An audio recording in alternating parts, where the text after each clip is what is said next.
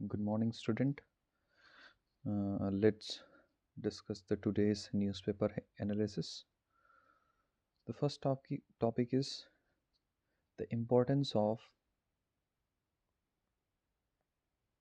Pax Silica. Pax Silica, which we had already discussed it, it is a US-led initiative, mainly focusing the critical minerals, rare earth elements, semiconductors. So it covers these things. Recently, India was invited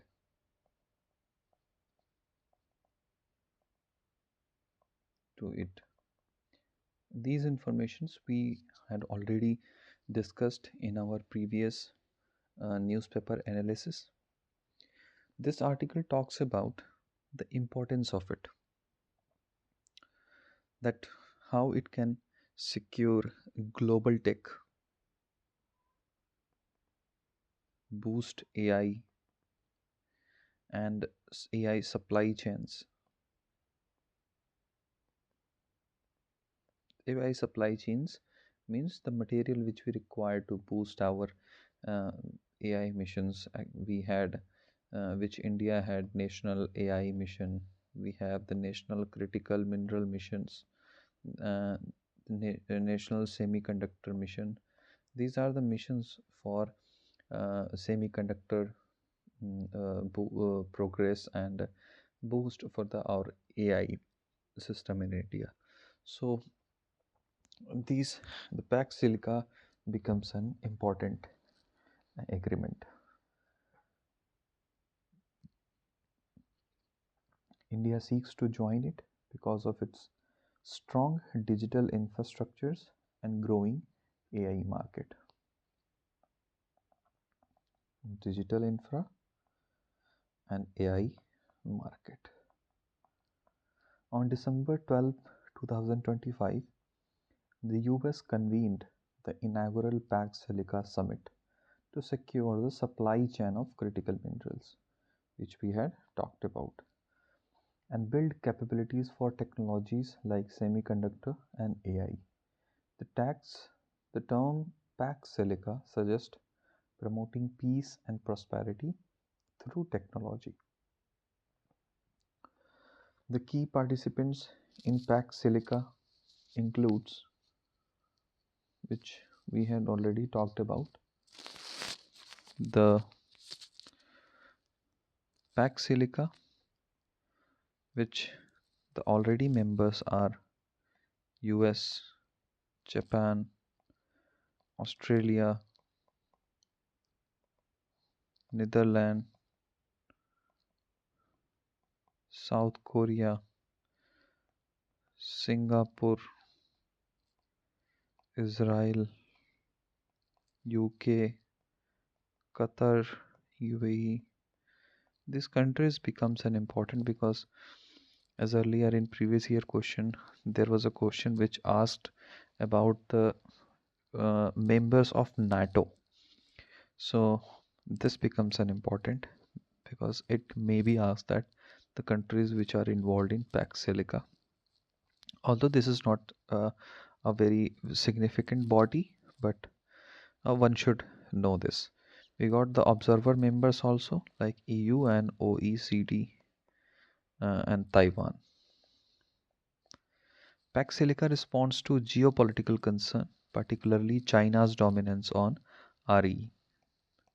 As we had already discussed it, that China controls approximately 90% of processing of rare earth elements. So this becomes important for other countries also because most of the resources are controlled by China, and thus India need to diversify, or the geopolitical needs should be diversified so that it does not create a bottleneck in the future. India, Australia, Japan launched supply chain resilient initiative in China. That is after COVID, when there was most of the exports were done by China, and when there was a spread of COVID-19, most of the countries faced the supply bottleneck. And after that, in 2021, India, Australia, and Japan signed the supply chain resilient initiative, so that they can be the supply chain can be managed even in kind of distress situations. The article talks about India has a history of collaboration with US firms in technologies. It has launched AI and semiconductor mission with magnificent official allocation, and has been investment from companies like Tata and Microns. Sorry, but there would be a problem in today's voice. It may create a problem because of the mic issue we had. So kindly deal with it. As India faces challenges as the first developing and non-ally country to join Pax Silica, potentially creating an expectation gap with other members. India aims to maintain strategic autonomy and protect its young semiconductor and AI ecosystem. China remains a dominant player in rare earth element supply chain, and with export control regulations, Pax Silica may develop its own export regulation framework, leading to two dominant uh, rare earth element supply chains globally. Thus, it will be it will help in boost in India's critical missions and like semiconductor, AI, quantum mechanics, and etc. And it will also diversifies India's supply chain. Thus, Pax Silica pose a great significance for Indian economy. That is the future of economies like AI and semiconductor are considered as new oil of the economy. There's an article. Next article talks about electric vehicle boom. EVs boom.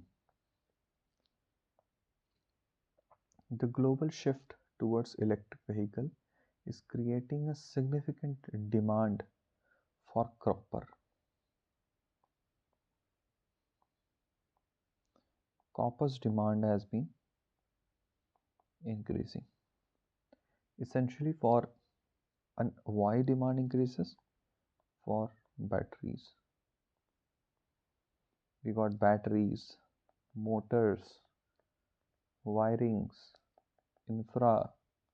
All these uses copper as a one of the input, and that is why copper demand has been increasing exponentially. And because of the adoption of EVs and boost of sales of EV electric vehicles, like from 2015 to 2025. In 2015, 0.55 million units were sold, but in 2025, 20 million units were sold. So you can see the difference from 0.55, not even a 1 million, it boosted to 20 million. Thus, there is a huge demand of that electric vehicle, and all these electric vehicles contain copper as a critical input, and that is why the demand of copper has been increases. Copper supply growth has lagged due to, the article talks about the supply growth lagged. Why? Because of under investment. We have decline ore grades. We have the mines of copper like Khatri mines of Rajasthan, and we are declining the grades of ores we have. and because of the long development cycle for new mines. If we had to develop the new mines, we had a long development cycle, long time it takes, and that is why potentially it leads to supply deficit.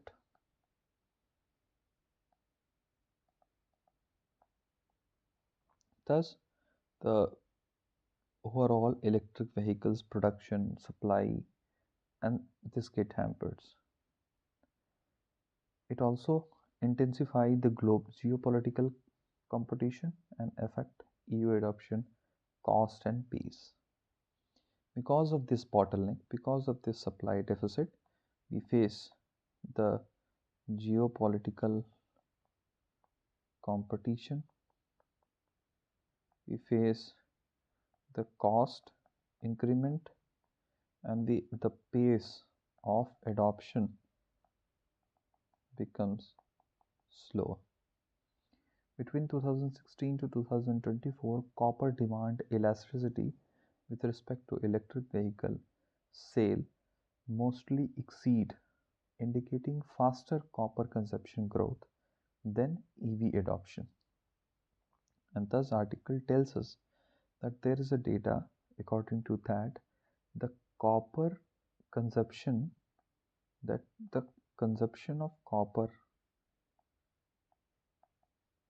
has increased and even increased to that extent in comparison to EV adoption. That means the the number of EV, the pace we are adopting the EV and the pace we are consuming the copper, this is there is a difference. The copper consumption is very much in compared to electric vehicles adoption. So overall, the elasticity, that is copper demand elasticity, it exceed 1.0. That is recently in 2019 the copper elasticity demand elasticity was 1.76, and this becomes a point of concern because the consumption of copper is more, because copper is not only consumed only in electric vehicles, copper is consumed in other products also, like in wires, home wiring, we got the motors, we got the coils. So there are number of uses of coppers. Even in some uh, alloy making things we use copper, like in gold industries, jewelry industry, copper is used as alloy making. So copper consumption is very much, but the EV adoption in comparison to that is relatively low, and this creates a more supply security, because if we had to adopt the electric vehicle in order to control our carbon emissions, we need to become a net zero by 2070. We have the other five targets of Panchsheel. Sorry, this is not Panchsheel. Panchsheel is about Nehru's foreign policy. This is about Panchamrit, which our Prime Minister has talked in COP26 Glasgow summit, that we got the five targets, like reducing carbon by 50%, 50% of renewable energy by 2030. There are other targets like 45% of making it to the clean sources of energies, and reducing carbon to GDP ratio. We need to reduce the carbon by 1 billion ton by 2030. So these were the target in the Panchamrit, where we aimed for reduction of carbon dioxide emission, greenhouse gas emission, and net zero achievability by 2070. And so, in order to make this aim reality, make this uh, uh, our objective reality. We need a more adoption of electric vehicles, and because of the copper scarcity, this whole whole program would get hampered, and that is what articles talks about. The articles later talks about it that the global copper supply is expected to exceed demand. That is, the global demand is also going to increase. By 2026, demand is projected to reach 30 million tons, while supply lags at 28 million tons. The point of concern is not increasing global demand, but there is a catch here, that the demand is of 30 million ton, but the supply lags at 28 million ton, and this will create a more global competition. If there is increase in global competition, there will be increase in prices. It will overall increases the risk, cost of electric vehicles, thus reducing the pace of adoption. This is what articles talks about. Thus, in order to have an EV revolution, uh, with copper becoming central to energy transition, policymakers, investors, and environmental planners must recognize the inseparability of energy transition from resource strategy. That is, energy transition from resource strategy. We need inseparable.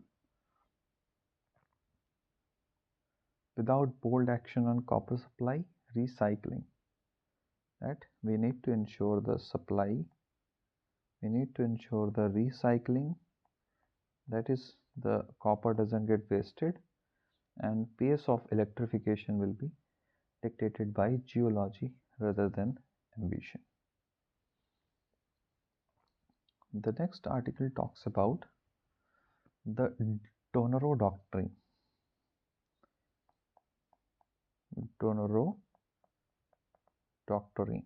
This is a doctrine proposed by Donald Trump on the pretext of Monroe Doctrine. This is a doctrine proposed by Nicholas Monroe, who was a president, uh, and uh, and the Monroe Doctrine has been new dimension of Monroe Doctrine, which the U.S. President Donald Trump has exemplified by abduction of Venezuelan president in the Western Hemisphere. Global protest against the U.S. As we know, the recently Venezuelan president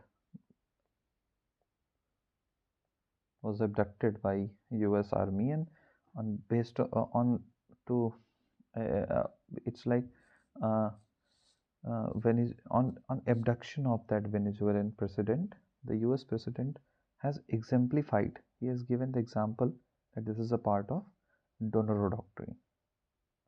There was although global protests against the U.S. action in Venezuela, which have been muted, suggesting a shift from post 1945 international order to,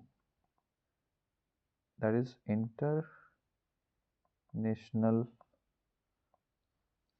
order to free for all.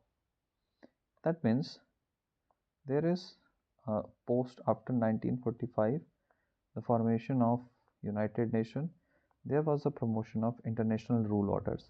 But now we are shifting in the phase of free for all. And this has been seen in other countries' cases also, like Russia attacking on Ukraine, Crimea, China threatening Taiwan. USA recently had attacked Iran and other uh, bombed Iran.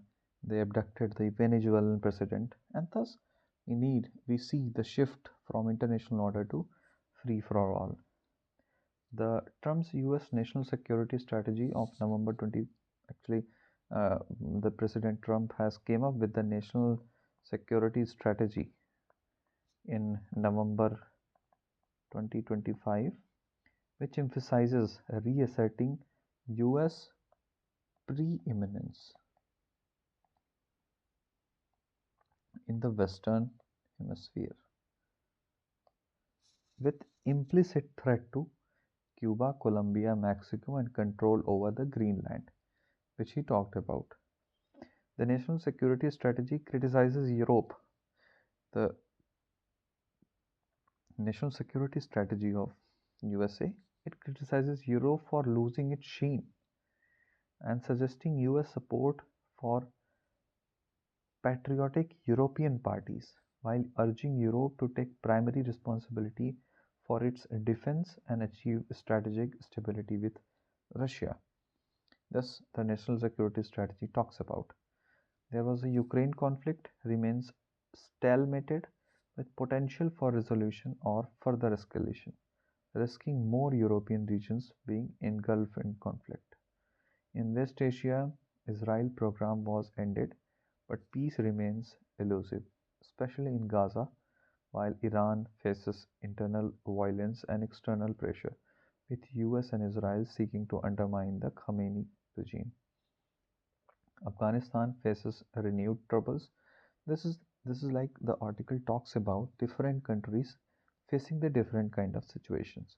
Like European Union has lost its sheen, and they must uh, manage their defense strategies and manage their strategic stability with Russia. This is what the national security strategy talks about.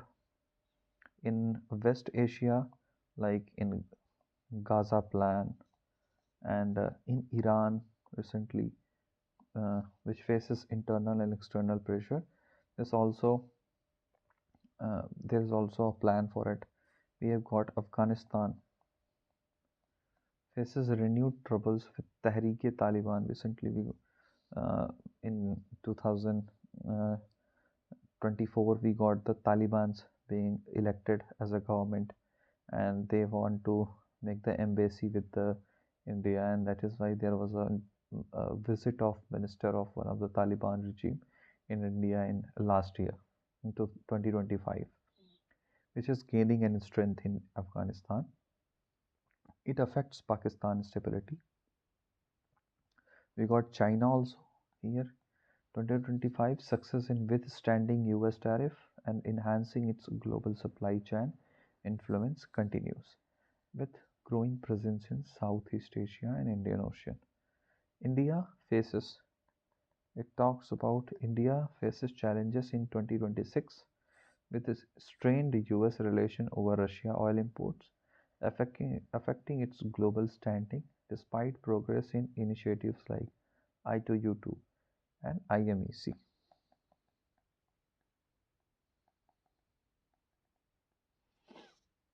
China's trade and tariff advantages over India, coupled with stagnant economic growth, limit India's option despite improved India-China ties post 2025 Xinjiang meeting between Modi and Jinping. Terrorism remains a critical threat in 2026 with potential attacks in Asia, West Asia, and Africa. And thus, this is what the article talks about.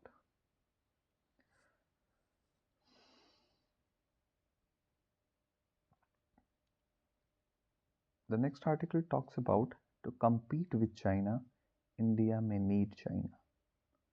Ministry of Finance to compete with China, India needs China. Because the Ministry of Finance in India plans to remove, this is what the article talks about. Finance Minister plans to remove restrictions on Chinese firm bidding for government contracts,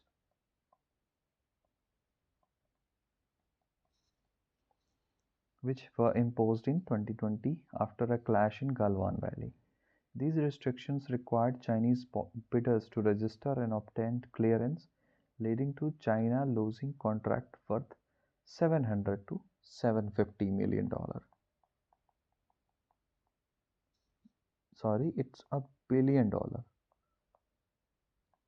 Because of the restriction, the China was losing it, but recently the finance minister has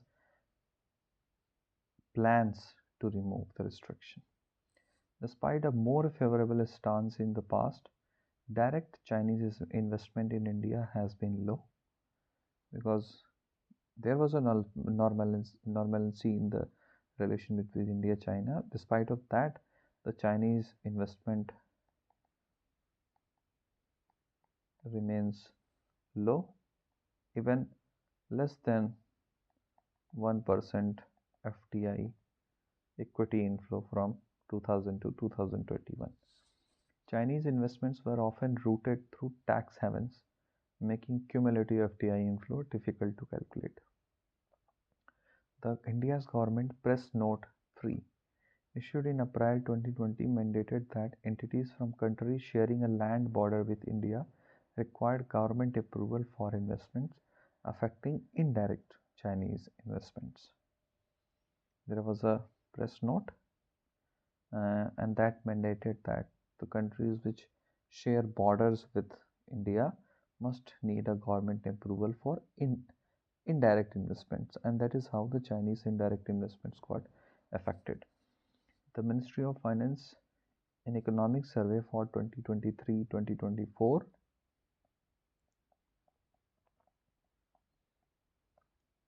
suggested that there is an increased FDI from China could enhance India's global supply chain.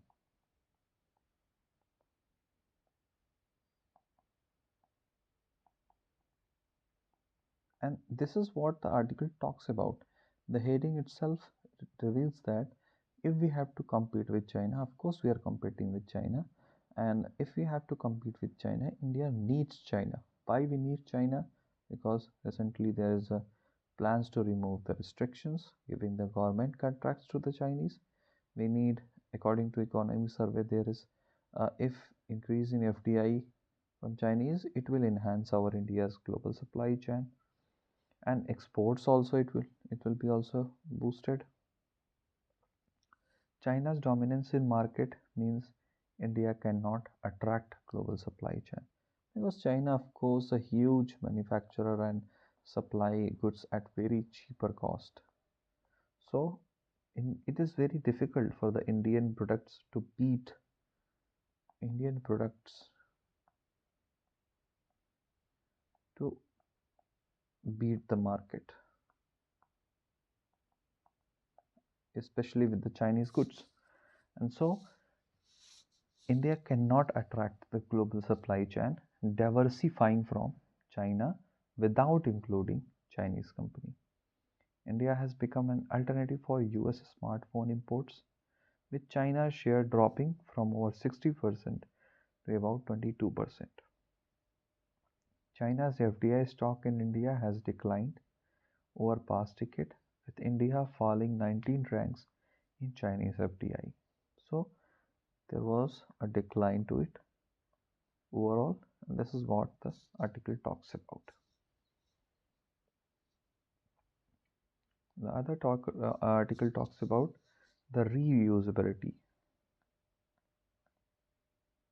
of rockets.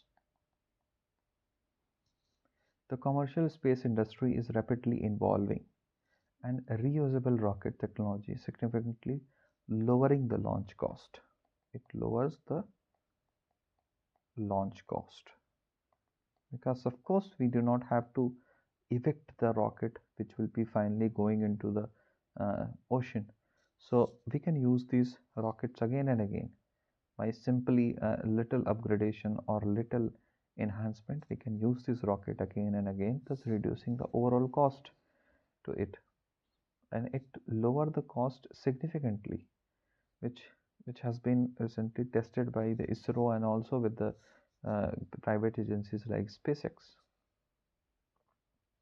The market, the commercial space, it talks about commercial space industry. That is the space industry which acted as a commerce, acted as a service provider. So the market is projected to exceed the commercial space industry market to exceed $1 trillion by 2030, enhancing sustainability and increased mission frequency. It will not only reduce the cost, but it will also boost the sustainable practice, promoting, and there will be also a reduced space debris. We have heard about the concept of Kessler syndrome. We got the missions like DART. These are the phenomenons which are related to space debris, because of the rockets or the rocket parts which have been ejected after the launch of the satellites in the space. They roam around and create a debris, and thus the Kessler syndrome talks about space debris. DART mission is a mission to clean the space by collecting the space debris. The article talks about that private companies now lead space exploration, like SpaceX. We got the Indian companies like uh, I don't remember the name exactly, but there were the some companies. Uh, Let me get to this. And because of that, private companies' involvement into the commercialization of space industry, it will not only increase the competition between the companies and the governments, but it will also reduce the uh, uh, the overall cost. We got some uh, Indian companies also like Skyroot. We have got Agnikul, Cosmos, Dhruva Space. So these are the private companies which are which now lead space exploration, reducing cost by 3 to 5 times more, which could have cost the 3 to 5 times more.